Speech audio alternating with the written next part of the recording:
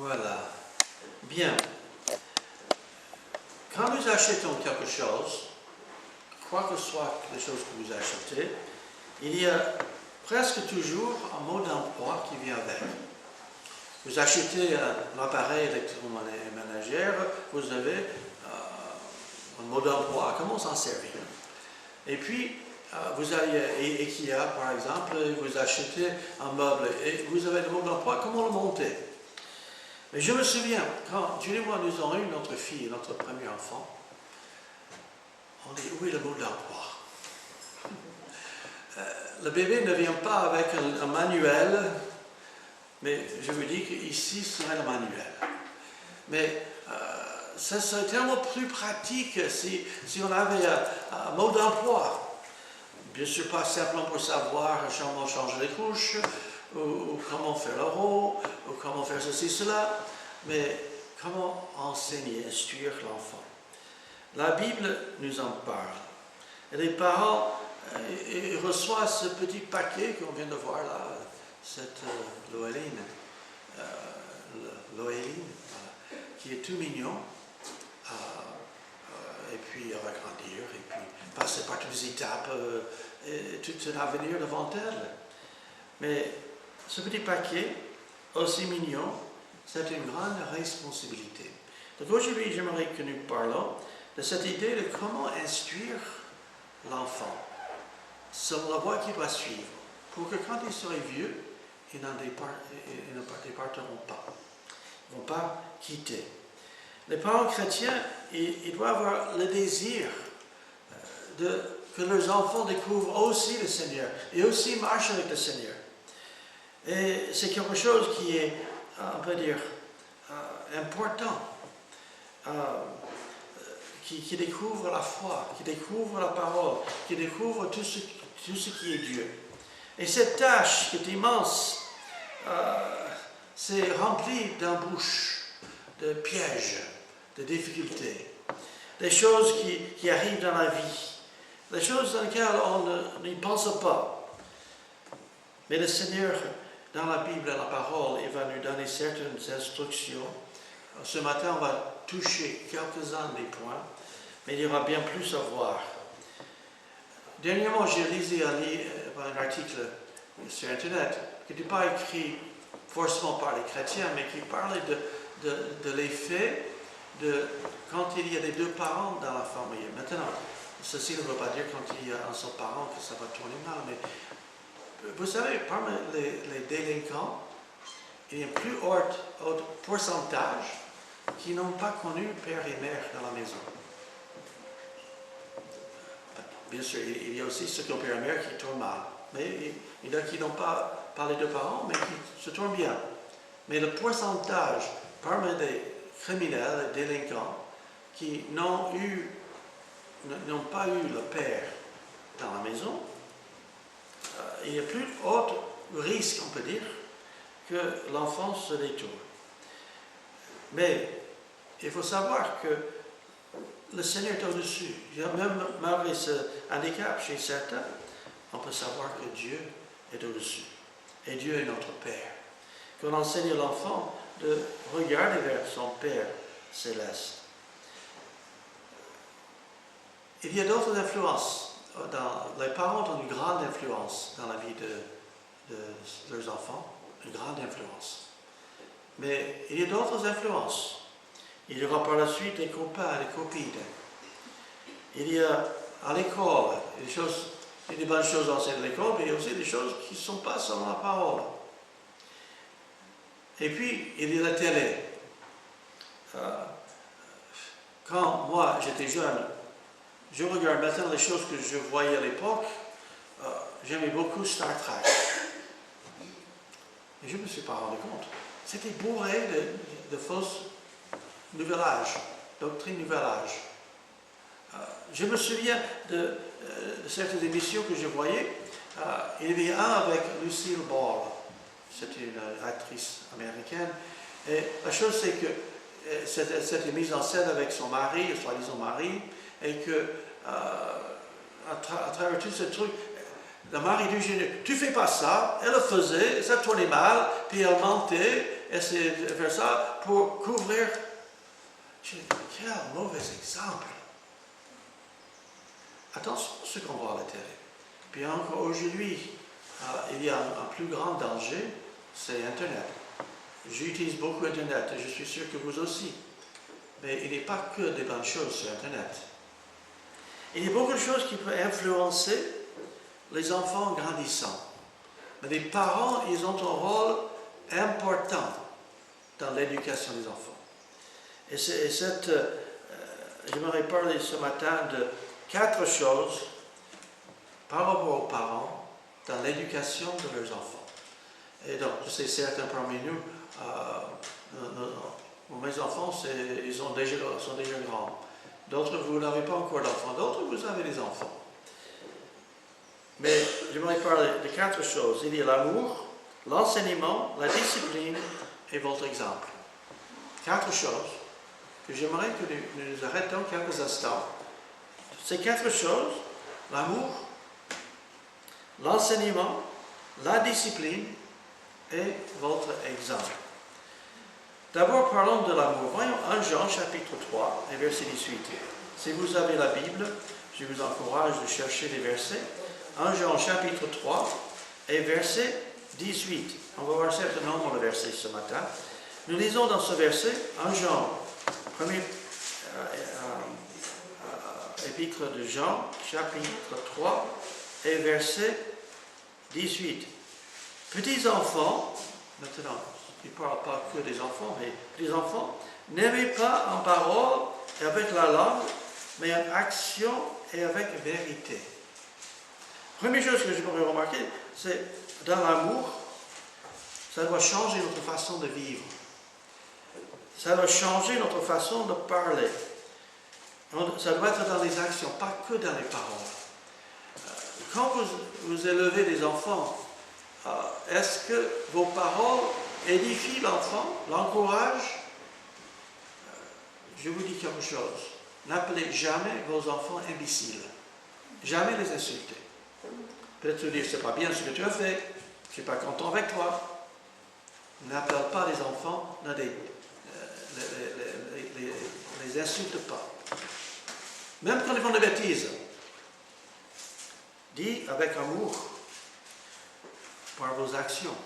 Vos actions aussi, la façon que vous traitez les autres. On parlera tout à l'heure de vos actions. Mais est-ce que nous agissons par amour les uns avec les autres? Est-ce que nos enfants voient en nous l'exemple de quelqu'un qui les aime? Vous savez, l'idée qu'un enfant va faire de Dieu va être basée sur l'image qu'il a de ses parents. Et s'il voit dans ses parents qui sont justes, mais amour, qui sont corrects, ça laisse un marque dans la vie des enfants, en grandissant. Tite, au chapitre 2. Tite, au chapitre 2. 1 de Thessaloniciens, 1 de Timothée et Tite. Tous les T dans la Bible sont ensemble. Tite au chapitre 2 et verset 3 et verset 4. Dit, Tite chapitre 2 verset 3 et 4, dit que les femmes âgées doivent enseigner, doivent aussi avoir l'extérieur qui convient à la sainteté, n'être ni médisant, ni à donner aux excès de vin, qu'elles doivent donner de bonnes instructions dans le but, voilà l'objectif, d'apprendre aux jeunes femmes à aimer leur mari et leurs enfants. Vous savez, l'amour, c'est quelque chose qui s'apprend. L'amour, c'est quelque chose, on a besoin de l'exemple. On a besoin de savoir comment aimer. Ce n'est pas toujours évident. L'amour, on peut dire, c'est quelque chose, Dieu nous a tant aimés qu'il a donné. L'amour se sacrifie. Quand on élève ses enfants, on ne donne pas une facture à la fin du mois. Voilà, tant pour la nourriture, tant pour le chauffage, tant pour... Non, non. On se sacrifie pour ses enfants. Combien de temps? J'ai vu un petit truc sur Internet l'autre jour que j'avais déjà vu. Ils ont appelé les gens à faire un entretien d'embauche. c'était fictif, mais les gens ne savaient pas. Donc il dit, voilà, c'est un travail qui prend 365 jours par an, 24 heures sur 24. Il faut beaucoup de dévotion. Et puis le salaire, c'est 0. Et les gens, oh, qu'est-ce que c'est ça? Il dit, c'est un moment. Maman, c'est 365 jours par an, c'est 24 heures sur 24. Elle doit être infirmière, elle doit être enseignante, elle doit être chauffeur, elle doit être cuisinière. Les choses que la maman fait pour ses enfants, c'est extraordinaire. Donc, il faut apprendre à aimer. Et puis, Luc chapitre 18. Luc chapitre 18, notre verset dans la Bible. Luc chapitre 18, verset 15 à 17. Luc chapitre 18, verset 15, nous lisons. On lui amena aussi les petits enfants, afin qu'ils les touchent, mais les disciples, voyant cela, reprenaient ceux qui les amenaient, et Jésus les appela, et dit, laissez venir à moi les petits enfants, et ne les empêchez pas, car le royaume de Dieu est pour ceux qui leur ressemblent. Bon. Je vous le dis en vérité, quiconque ne reçoit pas le royaume de Dieu comme un petit enfant, n'y entrera point. Jésus aime les petits enfants. Jésus les aime. On avait un petit chant qu'on chantait avec les enfants. Jésus aime les petits enfants comme moi. Jésus aime les petits enfants. Jésus veut les enfants. Il les aime. Il invite. Et par l'amour, nous devons inviter les enfants à venir à Jésus. Par l'amour, les amener. Ne les empêchez pas. Ne les empêchez pas, mais les encourager. Les disciples, ils voyaient les enfants venir. Ah, mais le maître n'a pas le temps pour vous. Oui, il a le temps.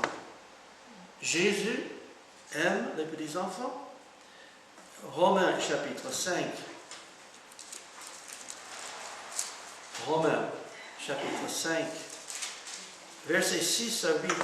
Un passage qui décrit l'amour de Dieu pour nous. Romains chapitre 5, verset 6, que lorsque nous étions encore sans force, Christ au temps marqué est mort pour les impies. À peine mourra-t-on pour un juste, quelqu'un peut-être mourrait pour un homme de bien, mais Dieu prouve son amour envers nous en ce que lorsque nous étions encore des pécheurs, Christ est mort pour nous. À plus forte raison, donc maintenant que nous sommes justifiés par son sang, serons-nous sauvés par lui de la colère. Jésus est l'exemple de l'amour, il s'est donné sur la croix, il s'est sacrifié.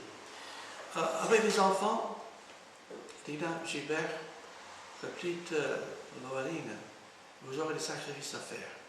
Votre temps, vos énergies, vos moyens. Il y aura des choses que vous voulez faire, mais je ne peux pas faire parce qu'il est l'enfant, je ne peux pas aller à tel endroit parce qu'il faut... Oui, il faut se sacrifier. Mais l'enfant apprenne des sacrifices qu'on fait pour lui.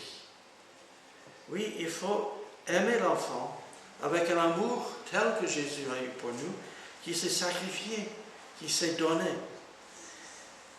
Deuxième point, donc, il faut l'amour. Deuxième chose, l'enseignement. Deutéronome, l'Ancien Testament, Deutéronome, chapitre 6. Deutéronome, au chapitre 6, et versets 6 à 7. Voilà ce que Dieu a dit aux enfants d'Israël.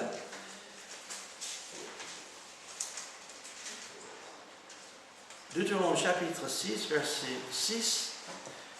Et ces commandements que je te donne aujourd'hui seront dans ton cœur.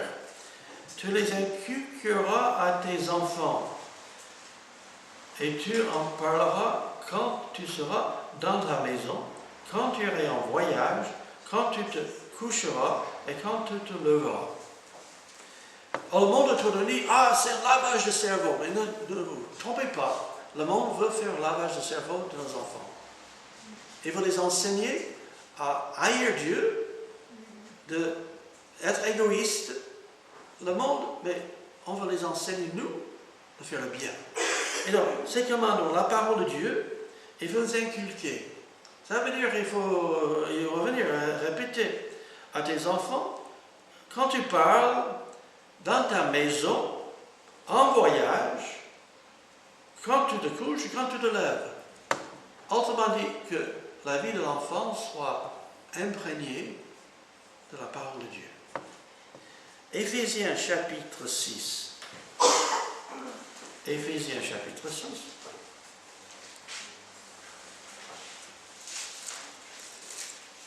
Éphésiens chapitre 6 et verset 4. Éphésiens chapitre 6, verset 4. Et vous, pères, n'irritez pas vos enfants, mais élevez-les en les corrigeant et en les instruisant selon le Seigneur. C'est fort ça, non? N'est-ce pas? Ne pas les irriter. Vous savez, nous les hommes, des fois on aime être taquin. Attention, ne pas irriter. Oh, des fois on peut blaguer tout ça, mais ne pas, on peut dire, énerver nos enfants, mais il faut les élever, les corrigeant. Quand ils font des bêtises, il faut les corriger. En les instruisant selon le Seigneur.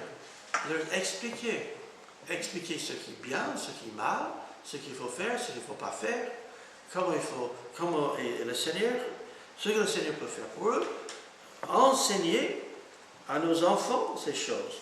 2 Timothée, chapitre 3. 2 Timothée, au chapitre 3, et verset 15 et verset 16. La Bible a beaucoup de choses à dire sur ce sujet. 2 Timothée, chapitre 3, verset 15. Dès ton enfance, ici l'apôtre Paul parle à Timothée, qui avait une mère juive, qui avait un père grec. Dès ton enfance, tu connais les saintes lettres, qui peuvent te rendre sage à salut par la foi en Jésus-Christ. Toute écriture est inspirée de Dieu et utile pour enseigner, pour convaincre, pour corriger, pour instruire dans la justice, afin que l'homme de Dieu soit accompli et propre à toute bonne œuvre. Remarquons, Timothée était enseigné dès son plus jeune âge. Ce n'est pas trop tôt de commencer. Bien sûr, elle va très vite commencer à comprendre. Mais quand vous mangez, est-ce que vous priez en grâce à Dieu? Avant d'aller coucher, est-ce que vous priez avec votre enfant?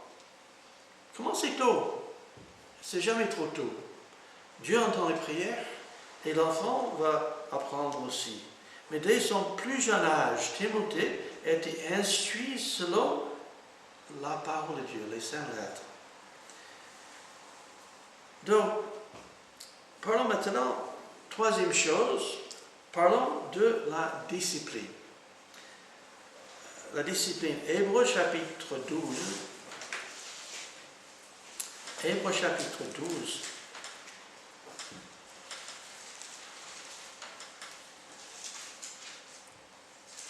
Je vais commencer avec le verset 5. Et vous avez oublié l'exhortation qui vous est adressée comme à des fils. Mon fils, ne méprise pas le châtiment du Seigneur et ne perds pas courage lorsqu'il te reprend. Car le Seigneur châtie celui qu'il aime et frappe de la verge tous ceux qu'il reconnaît pour fils. Supporte le châtiment, c'est comme des fils que Dieu vous traite. Car quel est le fils qu'un père ne châtie pas? Mais si vous êtes exempt du châtiment auquel tu s'en part, vous êtes donc des enfants illégitimes et non des fils. D'ailleurs, puisque nos pères sur la chair les ont châtiés et que nous les avons respectés, ne devons-nous pas, à bien plus forte raison, nous soumettre au Père des esprits et à avoir la vie? Nos pères nous châtient pour peu de jours, comme ils nous trouvent bons, mais Dieu nous châtie pour notre bien, afin que nous participons à la sainteté. Il est vrai que tout châtiment semble d'abord un sujet de tristesse et non de joie, mais il produit plus tard, pour ceux qui ont été ainsi exercés, un fruit paisible de justice. Il y a un parallèle entre le châtiment que les parents donnent à leurs enfants et le fait que Dieu nous traite. Des fois, Dieu nous donne entre guillemets, des fessées. Maintenant, je sais, dans notre monde aujourd'hui, les fessées, c'est un problème dans notre société. Mais il y a plein de façons différentes de discipliner les enfants. Et à chaque âge, c'est différent. Il faut savoir que le fessé, ce n'est ni de battre, ni d'abuser, mais simplement de montrer à l'enfant qu'il y a des conséquences du mal. Nous, les adultes, vous dites, ah, mais les enfants, les pauvres. Les enfants sont des petits êtres humains. Et les êtres humains, je me pose une question. Pourquoi vous allez au travail? Pour un salaire. Si vous allez au travail, vous serez SDF. Pourquoi vous ne faites pas 150 km/h centre-ville Lille? D'abord, vous tuez quelqu'un d'autre, et si jamais vous ne tuez pas quelqu'un, les policiers vont s'en occuper et vous allez perdre votre permis. Il y a des conséquences. Dans la vie, il y a des conséquences pour les mauvaises actions, les mauvaises choses qu'on fait. Dans la vie, nous sommes tous motivés. Pourquoi vous payez les impôts? Parce que si vous ne le faites pas, vous aurez des ennuis. Pourquoi vous allez en vacances? Parce qu'il y a un plaisir. Autrement dit, il y a dans la vie ce qu'on appelle le bâton et les carottes.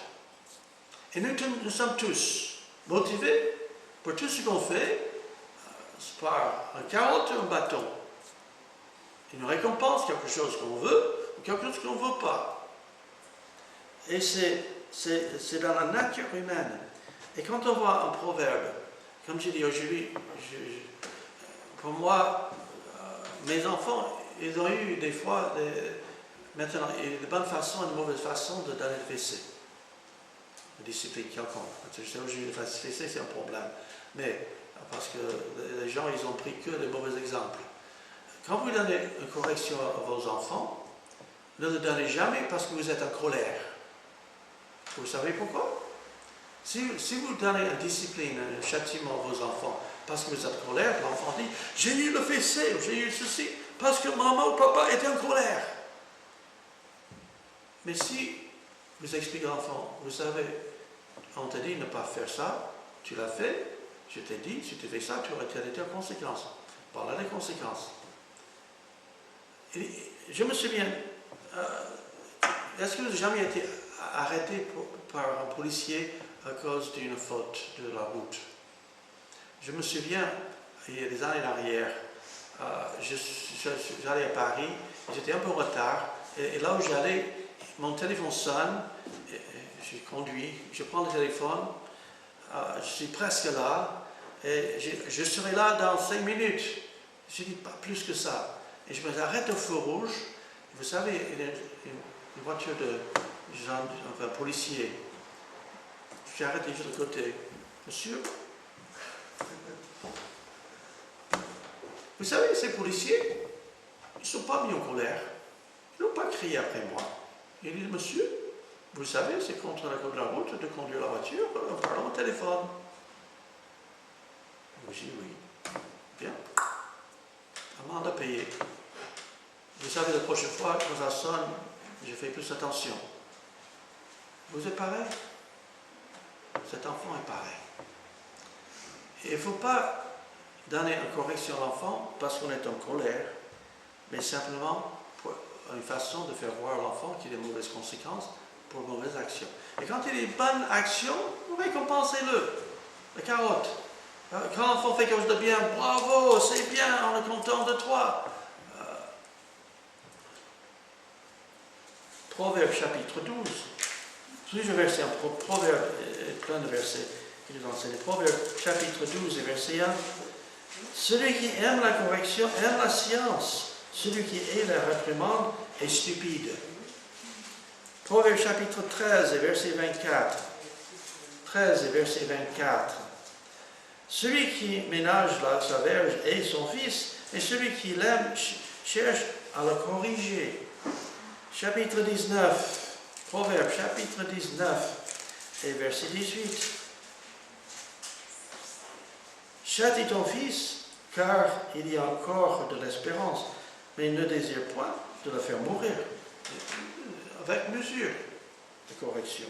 Chapitre 22 et verset 15. La folie est attachée au cœur de l'enfant, la verge de la correction l'éloignera de lui. Chapitre 29 et verset 15. 29 et verset 15. Nous lisons, la verge de la correction donne la sagesse, mais l'enfant livré à lui-même fait honte à sa mère. Si on laisse faire n'importe quoi aux enfants, sans aucune conséquence, vous aurez des problèmes. Maintenant, comme je dis aujourd'hui, je sais très bien que la législation et tout cela, parce que malheureusement, il y a eu des enfants battus, et je ne suis pas du tout pour battre les enfants. Pas pour les maltraiter, mais pour les corriger, oui. Comme les gendarmes qui m'ont donné des PV, ils n'étaient pas en colère. Ils m'avaient expliqué qu'il y a toute la loi que j'avais violée, et ça m'a appris une leçon, de ne pas parler au téléphone derrière le volant. Ça m'est arrivé de le faire encore, mais avec beaucoup... Le principe, sur mon téléphone sonne, j'ai pas ce judiciaire là, et je laisse parler au téléphone. Le quatrième point, pour éduquer l'enfant, instruire l'enfant, c'est votre exemple. En Timothée chapitre 4, en Timothée, au chapitre 4 et verset 12. En Timothée 4, verset 12, que personne ne méprise ta jeunesse, par Timothée, un jeune homme, mais sois un modèle pour les fidèles, en parole, en conduite, en amour, en foi, en pureté. Soyons un modèle. Vos enfants, il ne faut pas leur dire faites ce que je dis, pas ce que je fais. Je pense à une de mes cousines, il y a longtemps à l'arrière, elle était petite à l'époque. Elle avait amené un livre à table pour le petit déjeuner, elle lisait son livre. Et le papa a dit, il ne faut jamais lire à table.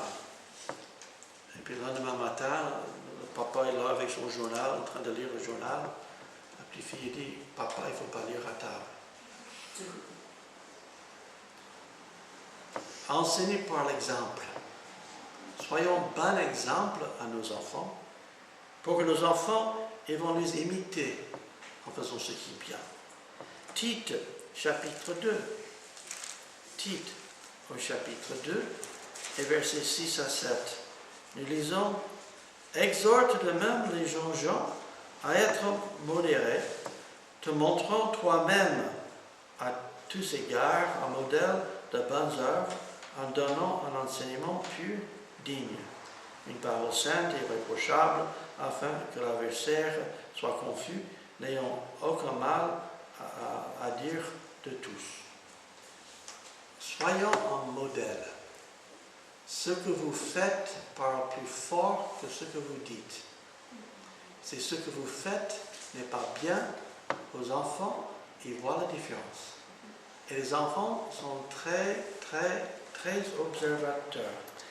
Vous ne cacherez rien à vos enfants en leur disant de faire une chose, en leur faisant le contraire.